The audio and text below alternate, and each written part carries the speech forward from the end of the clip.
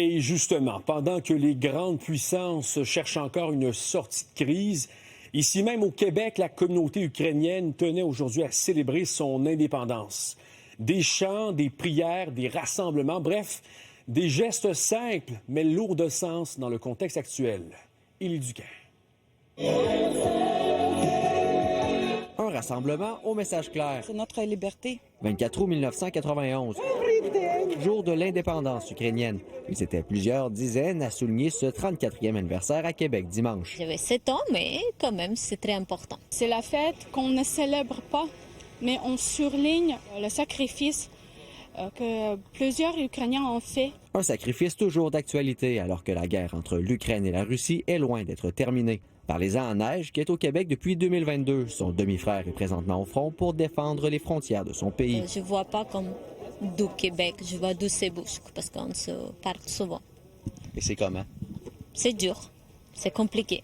Une journée pour se souvenir, certes, mais aussi pour remercier l'appui du Canada dans cette guerre, comme en témoigne ce drapeau ukrainien avec une feuille d'érable au centre. Pourquoi? C'est que depuis le début de la guerre en 2022, le Canada est le 5e pays à avoir envoyé le plus d'argent en Ukraine, à 22 milliards de dollars. Le fait que le premier ministre du Canada s'est déplacé en Ukraine après pendant le temps de guerre, justement pour montrer son support entier et inestimable.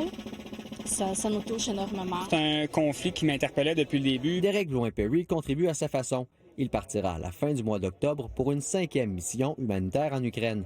En plus d'effectuer des livraisons de denrées, il évacue des blessés. C'est la propagande russe qui disait l'Ukraine, ça n'existe pas, c'est un peuple imaginaire, c'est un pays qui a été créé de toutes pièces, ils n'ont pas de langue. Moi, comme Québécois, il y a quelque chose là-dedans qui venait me chercher un peu et qui me disait il me semble qu'on s'est déjà fait dire ça, il me semble qu'on se le fait dire, ça fait longtemps. Et ça amenait au moins une curiosité d'aller voir est-ce que je peux aider. Et d'autres, comme Paul Foisy, contribuent en restant au pays. Atteint d'un cancer généralisé, il a aidé une 50aine de familles à s'établir dans la région de Québec. La souffrance est là, particulièrement pour les Ukrainiens. Et je souhaiterais, si j'ai un désir avant de partir, ce serait que cette communauté-là retrouve paix et sérénité. Un souhait partagé par plusieurs, comme en France où se tenait un rassemblement sur la place de la République en soutien à l'Ukraine. Avec l'Ukraine! Poutine! Poutine!